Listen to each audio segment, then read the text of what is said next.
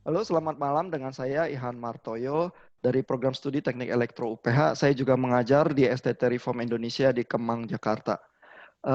Di dalam klip kali ini kita akan berbicara tentang tokoh yang sangat besar dari abad ke-4, yaitu Agustinus. Dan Agustinus ini seorang teolog, filsuf, tetapi juga yang pengaruhnya terus-menerus dirasakan bahkan sampai zaman abad pertengahan dan bahkan juga di dalam era reformasi. Kita malam ini ditemani oleh Pendeta Dr. Yohanes Budi, Dekan Akademis dari STT Reform Indonesia. Selamat malam Pak Yohanes. Halo, selamat malam. Saya juga ditemani oleh Pendeta Dr. Oki Chandra. Beliau mengajar sejarah gereja di STT Reform Indonesia. Selamat malam Pak Oki.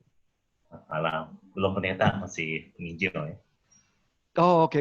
Iya. Saya pikir udah. Mohon maaf. Tapi udah doktor ya. Oke. Nah, Sebentar lagi berarti. kenapa? Sebentar lagi berarti. Oh, sebentar lagi jadi pendeta. Iya. Amin. Nah, kita ngobrolin salah satu bukunya Agustinus yang sangat berpengaruh juga, On Christian Doctrine. Di situ berisi tentang pikiran-pikiran Agustinus tentang interpretasi. Apa yang diajarkan Agustinus di buku itu, Pak Yohanes Budi? Ya, secara garis besarnya saja mungkin ya. Jadi kalau secara mendetil mungkin terlalu panjang pokok bahasannya itu. Tetapi kira-kira yang dikemukakan Agustinus di situ itu kaitan antara hermeneutik ya. Jadi bagaimana kita menafsir baik menafsir realita ataupun menafsir kitab suci itu terkait erat dengan semiotik. Jadi tentang hubungan antara sign and thing ya. Jadi tanda antara yang menandai dan yang ditandai ya. Jadi kira-kira secara garis besar itu ada kaitan yang erat.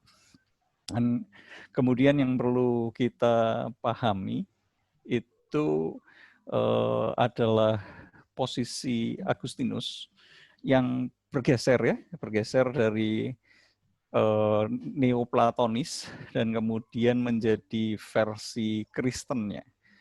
Kalau kita lihat di Platonis maupun di Neoplatonis itu kan ada dualisme yang kuat sekali antara yang spiritual dan yang material, di mana yang spiritual itu dilihat sebagai sesuatu yang baik, sedangkan yang material merupakan sesuatu yang jelek, yang jahat ya. Jadi antara yang spiritual dan sesuatu yang material itu tidak bisa ketemu begitu.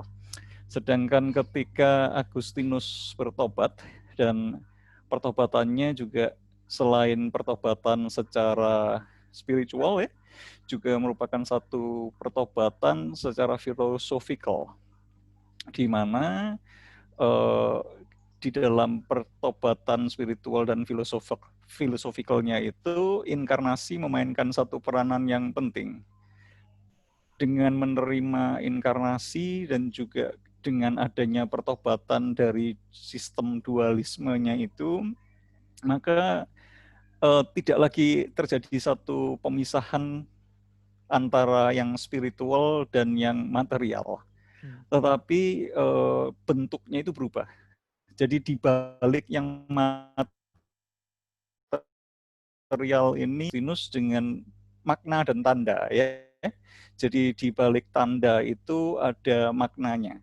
Jadi bagaimana kita bergerak dari berbagai macam tanda itu kepada makna. Jadi kalau seseorang itu menangis, itu kan ada tanda tangisannya. Dan dari tanda tangisannya itu kita bisa lihat ada sesuatu di balik tangisan itu, yakni yang ditandai oleh tangisan itu.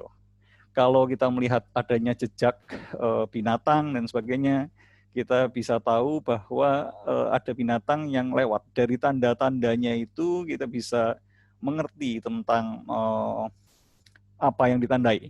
Dari sign itu menunjuk kepada realita di balik sign itu, yang sering disebut sebagai thing begitu ya, sesuatu yang ditandai itu. Jadi ketika kita membaca kitab suci, kita itu juga bertemu dengan tanda-tanda tersebut. Dan di balik tanda-tanda tersebut, kita bertemu dengan realita yang ada. Sehingga pembacaan kitab suci menurut Agustinus itu setidaknya ada 2 level. Level yang pertama, kita perlu berurusan dengan historinya, dengan literarinya, tetapi tidak hanya berhenti di situ. Karena tanda-tanda yang kita kenal itu menunjuk kepada sesuatu yang bersifat spiritual. Dan keduanya ini bukan didualisme kan. Yang seringkali disalah mengerti itu adalah Agustinus menafsir secara alegori, di dalam pengertian itu ya menafsir bebas, semau-maunya, sesuka-sukanya. Seakan-akan kita tidak perlu peduli dengan yang historical itu. Sedangkan di dalam De Doctrina Christiana itu, di sana dijelaskan dan ditegaskan bahwa pembacaan itu harus pertama-tama ya literal, historical dulu. Kalau kita nggak ngerti makna historicalnya, makna literalnya, bagaimana kita itu bisa tiba-tiba mengerti makna spiritualnya. Tetapi dari makna literal itu menuju kepada makna spiritual. Dan sistem seperti ini kemudian dikembangkan lebih lanjut ya.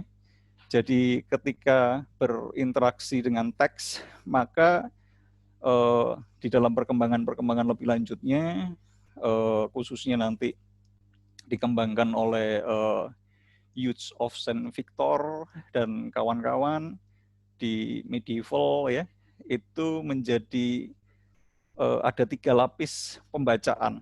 Jadi pertama itu level pengetahuan manusia, level penafsiran itu bersifat kognitif, di mana kita berorientasi kepada makna secara literal, secara historical, secara grammatical. Jadi yang kita cari di sana adalah exegetical meaning-nya. Dan level yang kedua setelah itu adalah level meditatif, di mana kita mulai menginteraksikan tanda-tanda yang ada itu dan mulai menginteraksikan secara pribadi dan memberikan makna-makna yang bersifat personal ya. Jadi dalam level meditatif dan yang penting di situ makna itu bukan hanya berhenti di makna literal tetapi juga exegetical meaning-nya. Bukan exegetical meaning-nya tapi existential meaning-nya. Dan tidak berhenti sampai di sana karena tujuan ujung dari semuanya itu adalah satu union ya. Jadi semua komunikasi itu tujuannya, semua conversation, nanti kalau kita lihat di confession itu kan juga sama ya. Jadi conversation itu berujung kepada satu communion. Dan ujung dari satu penafsiran adalah di level spiritual, di mana kita mengalami union, mengalami communion with God, with other, with self gitu. Dan di sana makna yang terpenting di dalam kitab suci adalah makna yang bersifat spiritual meaning. Jadi kira-kira secara garis besar itu yang dikemukakan Agustinus di dalam De Doctrina Christiana bagian yang pertama ya. Di bagian yang kedua itu tentang lebih bagaimana Alkitab itu diajarkan begitu. Jadi kira-kira begitu. Menarik sekali ya, Agustinus itu tidak menganggap seperti filsafat neoplatonik itu sebagai hal yang haram gitu ya. Tapi juga tidak mengadopsi buta melakukan dikotomi antara yang spiritual dan yang material, lalu yang material dianggap jahat ya. Melainkan berusaha mungkin menyediakan pembacaan yang penuh ya. Kita memang harus mulai dari yang literal, tapi tidak berhenti sampai di sana, harus meningkat ke yang spiritual begitu ya. Saya mau ke Pak Oki nih.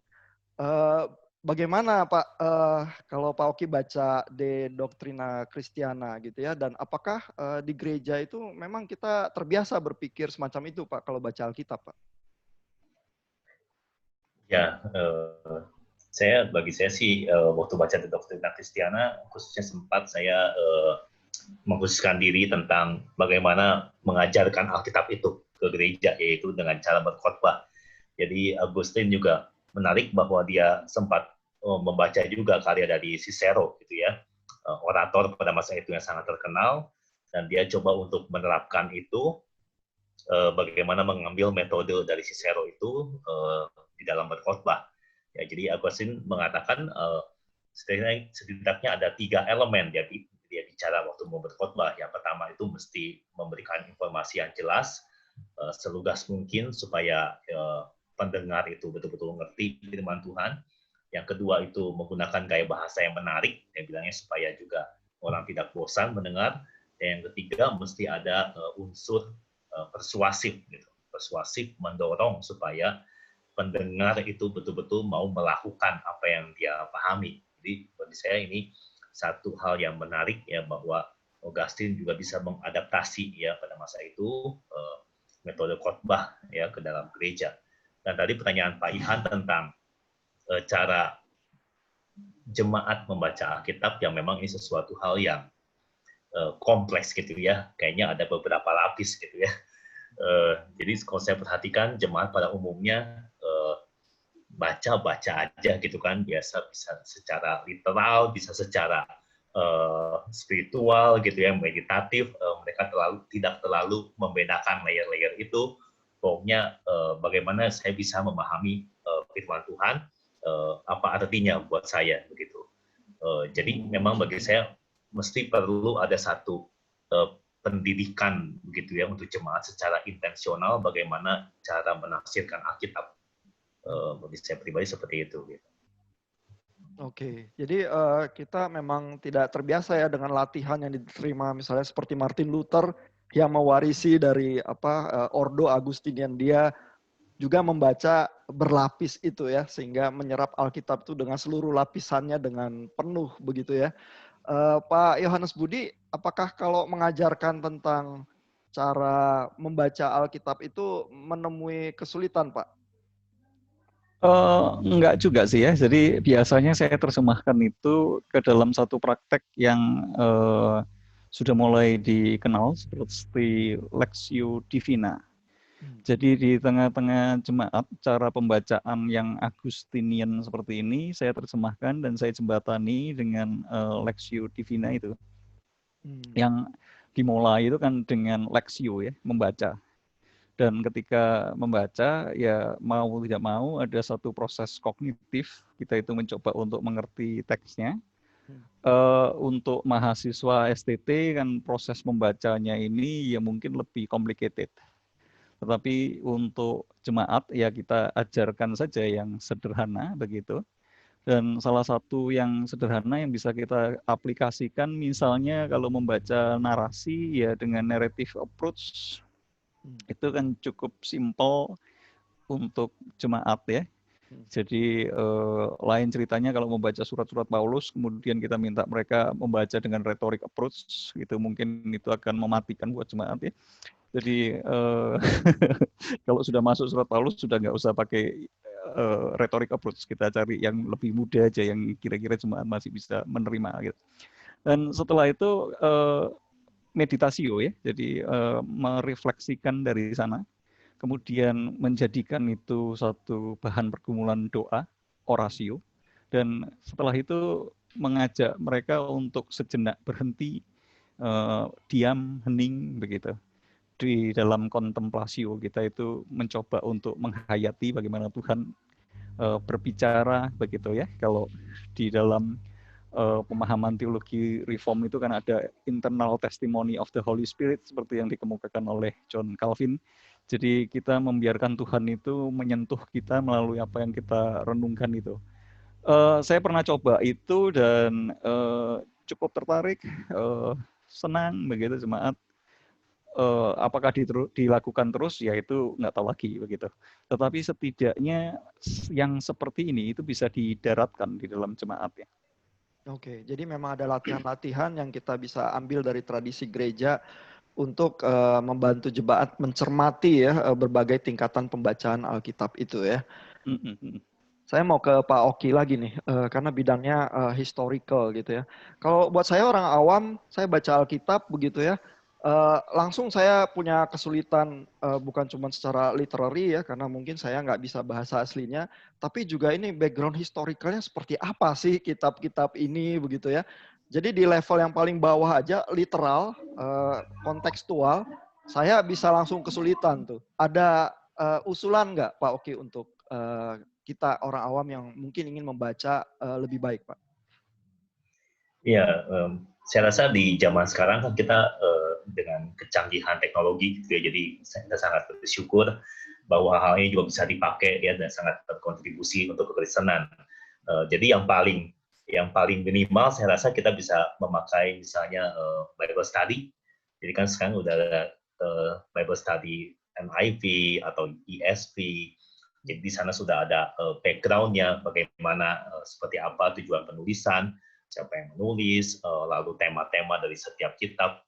Jadi saya rasa orang awam sekarang sudah jauh lebih beruntung ya bisa memiliki akses kepada Bible Study seperti itu. Bahkan mungkin ada beberapa yang 1-2 tafsiran yang diterjemahkan ya ke dalam bahasa Indonesia. Jadi mungkin saya bisa usulkan alat seperti itu.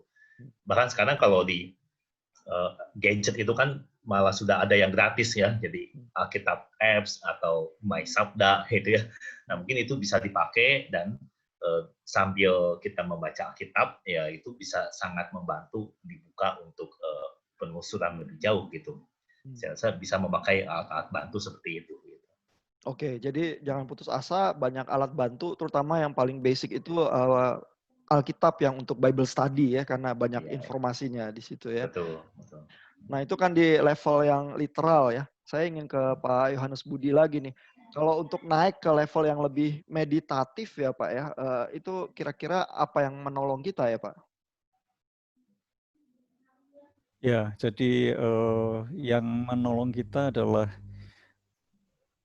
mengenal diri ya. Jadi sekaligus pada saat kita membaca teks kitab suci, kita diajak untuk membaca diri kita. Jadi ketika kita membaca diri kita, melalui teks itu kita lebih sifatnya itu bercermin ya. Jadi bercermin melalui teks, kemudian juga biasanya yang saya mintakan begitu ya, atau yang saya tekankan adalah teks itu mengajar kita begini. Maknanya secara pribadi buat kita itu apa sih teks yang mengajarkan kita seperti ini ya. Dan kemudian dari sana kita juga bisa melihat adanya berbagai gap ya. Gap antara apa yang dikemukakan teks itu dengan hidup kita kok seakan-akan itu ada satu kesenjangan. Namun ketika kita berbicara tentang kesenjangan dan kita berhenti sampai di situ saja, itu kan ya sudah, kita hanya sampai kepada satu kefrustasian, kok saya itu tidak seperti yang dikehendaki Tuhan di dalam kitab suci itu. Tapi ketika kita melihat, ada kesenjangan-kesenjangan yang seperti ini, begitu ya, ada keretakan-keretakan yang seperti ini. Tidak hanya berhenti di situ, tetapi biasanya menjadikan itu sebagai satu konteks. Konteks untuk apa? Konteks untuk sekali lagi mendengar undangan Sang Juru Selamat begitu ya. Ketika kita menyadari kehausan kita sadar bahwa kita butuh air hidup itu. Ketika kita menyadari bahwa kita itu terhilang, kita menyadari bahwa ada Bapa yang menunggu kita itu untuk pulang ya. Jadi endingnya itu akan ditolong untuk mendengar undangan dan kembali menikmati persekutuan dengan Tuhan ya. Dengan Allah kita, dengan Bapa kita, dengan sumber pokok anggur kita, sumber mata air kita, makanan rohani kita ya. Jadi ini yang saya gunakan ketika kita menggunakan pendekatan Agustinus yang berkata jiwaku itu resah hingga kutemukan ketenangan di dalam Tuhan ya. Jadi ketika kita belajar, ketika kita berkaca, ketika kita berpikir, kita menyadari segala keresahan kita.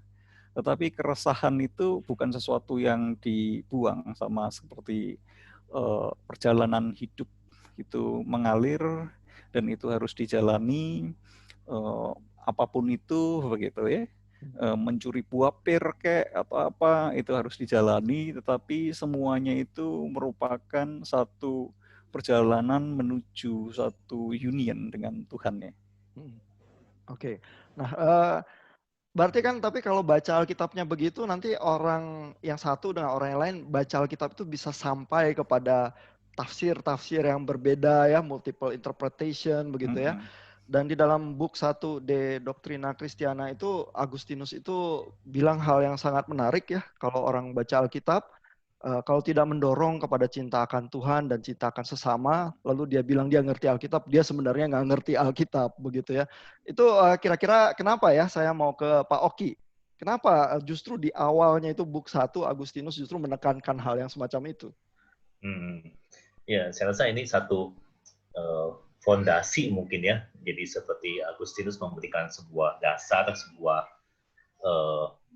kecondongan apa ya, mungkin sebuah sikap ya bagaimana membaca Alkitab gitu. Jadi pertama-tama ya karena basic dasar kan di dalam firman Tuhan dikatakan bahwa kita ingin mengenal Tuhan dan firman itu adalah cara Tuhan menyingkapkan kepada kita ya siapa dia, apa yang dia lakukan, apa yang ingin kita, apa yang Tuhan ingin kita lakukan. Ya, jadi kalau di dalam sikap pertama memang kita mendekati Alkitab itu akhirnya menjadi sebuah buku ilmu pengetahuan ya atau buku sejarah yang kita kritisi, yang kemudian kita coba telanjangi lalu perkosa gitu ya dengan eksegesi dan segala macam ya, saya rasa itu akhirnya tidak berguna gitu. Jadi memang saya rasa mungkin Agustinus bagi saya dia memberikan satu prinsip dasar utama waktu kita membaca Alkitab dengan sikap hati seperti apa, bahwa kita ingin mengenal Tuhan, mengenal apa yang menjadi karakteristik dia dan apa yang menjadi perintahnya. Jadi saya merasa ini satu hal yang sangat penting gitu. Ya karena di dalam munculnya biblical seperti higher criticism gitu ya, mereka mendekati Alkitab betul-betul dibedah ya, dan mereka cuma melihat itu sebagai buku yang tidak ada bedanya dengan buku-buku lainnya gitu, dan itu akhirnya nggak bawa apa-apa gitu, nggak membawa satu transformasi, bahkan mereka bisa menguatkan ketidakpercayaan mereka akan Alkitab gitu, jadi nggak ada gunanya gitu. Oke. Nah itu perjuangan yang dihadapi scholars biasanya dengan biblical higher criticism dan sebagainya. Tapi saya juga ingin ke Pak Yohanes Budi untuk pergumulan mungkin orang Kristen sehari-hari ya, katakanlah ada satu orang seminarian baca Alkitab, belajar begitu ya konteksnya ini, tapi dia pulang ke rumah ibu mertuanya juga sangat cinta Tuhan begitu ya, baca Alkitab sangat sederhana, nggak bisa ya lihat historical background atau apa begitu ya, kadang sering meleset begitu ya, oh tapi dia senang ayat-ayat itu, dia tempel di kulkas begitu ya. Lalu seminarian itu langsung tahu ini konteksnya semua salah dan lain sebagainya ya. Tapi kalau menurut Agustinus kira-kira sikap apa ya yang harus diambil oleh mungkin yang lebih terpelajar baca Alkitabnya terhadap mungkin jemaat atau pergumulan orang kebanyakan baca Alkitab. Gimana Pak Yohanes? Iya, jadi ada dua hal ya. Yang pertama itu tentang apa tadi saya mau ngomong kok jadi lupa. Jadi yang pertama itu terkait dengan makna ya. Jadi makna itu ada univalennya, tetapi juga ada makna polivalennya. Jadi di dalam pemikiran Agustinus tadi ya, jadi kan ada dua lapisan tuh, yang material dan yang spiritual. Itu kan versi neoplatonis yang sudah bertobat ya, versi neoplatonis yang merangkul inkarnasi Kristus ya, di mana yang spiritual dan yang natural itu bertemu dan bersatu, tetapi tidak bercampur ya. Dan jadi ketika berbicara tentang makna, di ujung di sana itu makna itu bisa beragam. Jadi di tengah-tengah segala keresahan kita melakukan eksegesis, kita itu akan berjumpa dengan penafsiran-penafsiran yang berbeda, dengan pendekatan yang berbeda. Jangankan yang belajar sama yang tidak belajar, sesama yang belajar aja tidak akan pernah sepakat dengan satu teks yang sama, walaupun menggunakan metode yang sama. Sebutkanlah sama-sama menggunakan historical grammatical approach. Dua-dua menggunakan metode yang sama, tetapi hasil penafsirannya itu juga bisa berbeda. Namun memang di dalam satu proses di bagian permukaan, segala sesuatunya itu terlihat berbeda-beda dan beragam dan bisa dilihat dari berbagai sudut. Dan kadang-kadang keragaman itu tidak selalu begitu ya. Tidak selalu berarti kontradiksi, walaupun ada juga keragaman itu ya artinya memang berkontradiksi karena adanya perbedaan yang tidak mungkin disatukan dan memang posisinya itu saling berseberangan satu dengan yang lain. Tetapi di balik segala keragaman itu kan ada kesatuan. Jadi ada unity in diversity ya. Jadi paradigmanya itu adalah one and many. Dan paradigma one and many itu kan juga paradigma Trinity ya, tiga tetapi satu, satu tetapi tiga. Jadi di balik segala keragaman makna buat Agustinus tidak terlalu perlu dipusingkan, ya, karena makna yang paling ultimat itu adalah ketika seseorang menemukan persekutuan dengan Tuhan, dan ketika seseorang itu dipersatukan dengan Tuhan, maka orang yang berbeda penafsirannya pun mengalami satu kesatuan gitu, sekalipun mereka itu berbeda satu dengan yang lainnya. Karena itu polivalensi makna, keberagaman makna itu sangat diizinkan di dalam pendekatan yang seperti itu. Kemudian yang kedua itu, jadi itu yang pertama. Yang kedua itu terkait dengan siapa sebenarnya penulis kitab suci. Jadi ada dua level begitu di dalam pendekatan yang Agustinian begini. Level yang pertama, penulis kitab suci ya manusia yang natural di dalam konteksnya, di dalam keterbatasannya, di dalam pemahamannya, dan mengerti segala sesuatu itu dengan tanda-tanda yang dia miliki. Tetapi di balik penulis yang natural itu ada penulis yang supranatural, yakni ya Roh Kudus itu sendiri yang menuliskan kitab suci. Jadi makna itu memiliki dua level seperti itu. Ada makna historis, ada makna yang dimaksudkan oleh penulis yang adalah manusia, tetapi juga adalah makna yang dimaksudkan oleh penulis yang adalah Roh Kudus. Dan ketika berbicara tentang makna yang dimaksudkan oleh Roh Kudus, ya terserah kamu mau menafsirkan apa, yang penting kamu dapat makna yang ingin dikemukakan Roh Kudus itu. Dan mungkin karena itu juga ya Agustinus itu menulis tentang cinta kasih itu ya di awal ya. Jadi kalau langsung baca Alkitab langsung berantem dan langsung tidak cinta Tuhan dan cinta sesama ya kamu nggak ngerti Alkitab begitu ya. Jadi rupanya kalau kita menghayati polivalensi itu boleh, mungkin masih ada ruangan ya antara seminarian dan ibu mertuanya untuk makan malam bersama, merayakan Alkitab dan mencintai Tuhan sama-sama walaupun level pemahaman itu mungkin bisa berbeda ya. Oke, terima kasih untuk obrolan kita. Kali ini kita akan lanjut di klip berikutnya tentang Agustinus.